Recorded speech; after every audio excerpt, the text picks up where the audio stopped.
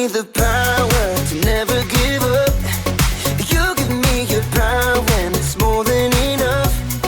I made my decision, quitting's not an option. No matter how hard it gets, I know I'm in, 'cause you give me the power.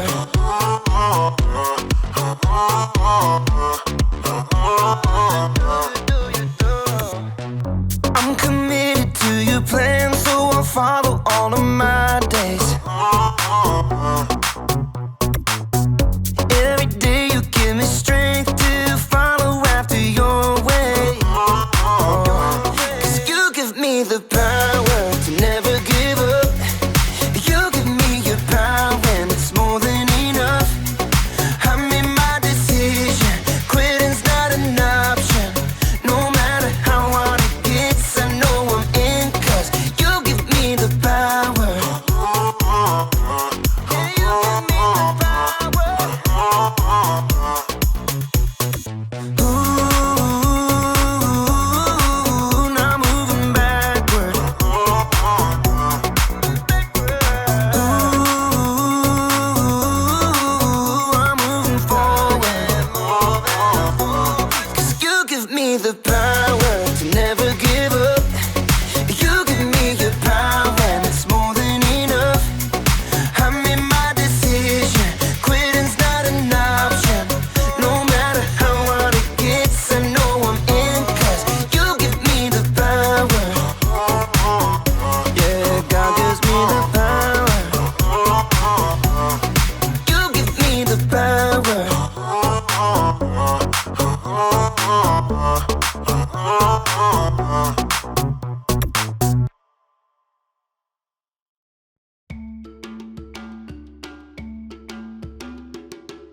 Welcome to Story Lab. This week, we're talking about grit, while we take a look at the story of someone who had to craft their way out of a tight situation.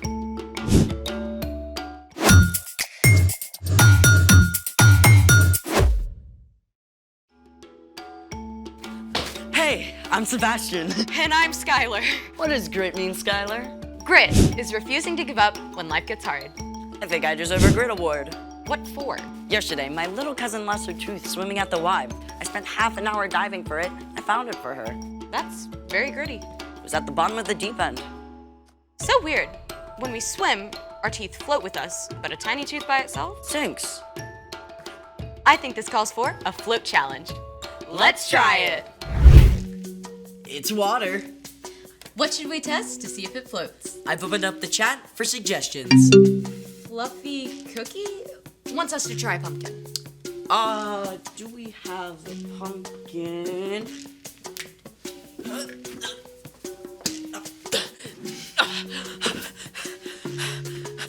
We have a pumpkin.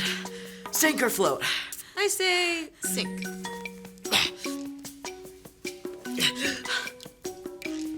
It floats? No way. This is insane. How? It's like a watermelon, basically. Kinda like that. Hold on. What's this?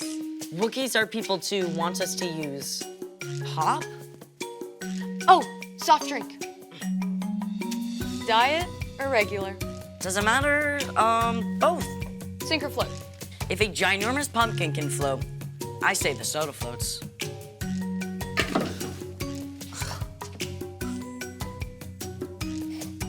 What? Diet floats, regular sinks? They're the same size can with the same amount of liquid. I feel like everything's upside down. Do we have time for more? Speed round. Soap. Soap.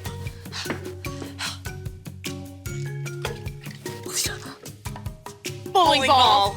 Bowling ball. Bowling ball. Bowling ball. Bowling ball. Bowling ball. Oh, this is heavy. Okay. Okay. It floats? What? Rubber chicken. Wow. Thought it was gonna sink. But why? None of it makes sense. Density. You're calling me dense? No. some objects sink and others float because of density. Oh, I don't get it. Okay. Every object is made up of tiny molecules. In some objects, the molecules are packed tightly together, and other objects, the molecules are more loosely packed. That's density. The more dense an object, the more likely it is to sink. So a tiny tooth is dense and sinks. And the sugar in a regular soft drink is dense and makes it sink too. But diet soda is less dense and floats. You are not dense. I have been known to float. Now it's time for... The story before the story. Today, we're in the second book of the Old Testament, Exodus. God created everyone and everything, but people turned away from God. Still, God made a plan to bless the whole world through Abraham and Sarah's family. Their great-grandson Joseph was sold into slavery in Egypt. But after many hard years, Joseph was made second in command of Egypt and saved his whole family from starving. Over the years, Joseph's family, the Israelites, grew and grew. Until the Egyptian king, Pharaoh, got scared. That's where our story starts. Take it away. Hey everyone! So, the Egyptian pharaoh was scared. There were so many Israelites, he thought they might join the Egyptians' enemies. So Pharaoh forced the Israelites into slavery. And that's the way it was for hundreds of years. But no matter how hard the Egyptians made the Israelites work, the Hebrew family still continued to grow. Preposterous! I declare that all Hebrew baby boys must be thrown into the Nile River. I know. This was terrible news. God had promised to bless the whole world through the Israelites. But not only were they enslaved now, they were in danger of being completely wiped out. And in the middle of all this, a woman from the tribe of Levi, Jochebed, and her husband Amram were about to have a brand new baby. Where does this part go? So insert part F at right angles with part M before locking part Z. Pyramids have got nothing on crib assembly. So if Jochebed gave birth to a baby girl, they wouldn't need to worry about Pharaoh's law. But when Jochebed had her baby, you guessed it. It's a boy! Pharaoh is not touching this baby. So for 3 months, Jochebed and Amram and their daughter Miriam hid the new baby boy. No puppy. Nothing to see here. Hush, little baby, don't say a word. Mama's gonna buy you a mockingbird. They tried, but after 3 months, there was just no way to keep hiding a baby boy with a healthy set of lungs.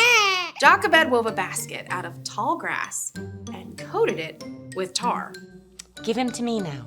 But they'll still hear the baby in the basket. Come with me. Jochebed was so determined to save her baby that she made a risky and very creative move, might I add.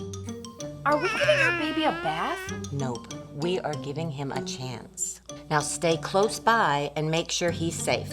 So maybe Jochebed figured this was a place no one would come? Or maybe she knew it was the favorite bathing spot of Pharaoh's daughter. Sure enough, Pharaoh's daughter came down to the river to bathe.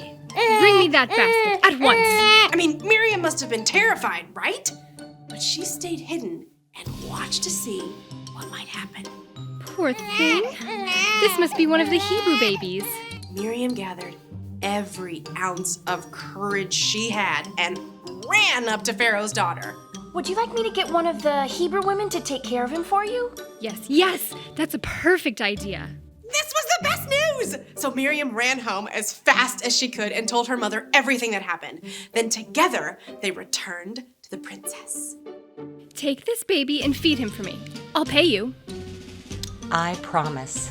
I will treat him like my very own son. And she got paid! Jochebed was able to care for her son at home. And when he grew up, she took him to live at the palace with the Pharaoh's daughter. The princess called him Moses, a word that meant to draw out, because she pulled the baby out of the water. Get it? The end. That's amazing. I mean, there's no way Moses' mom could have known her baby would be safe. Yes, but Amram and Jochebed didn't give up. I mean, they held on. They didn't know what to do, but they got creative. And they took the next step.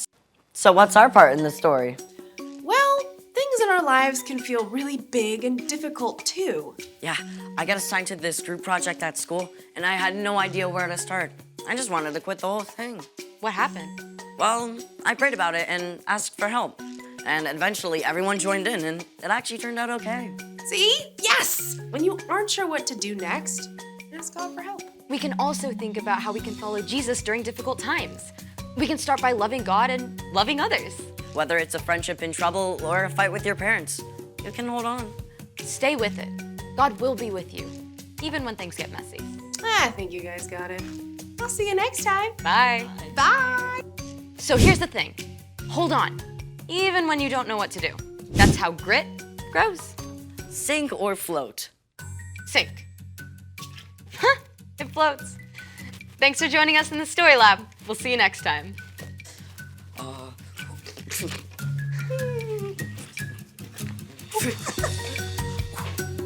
For last time.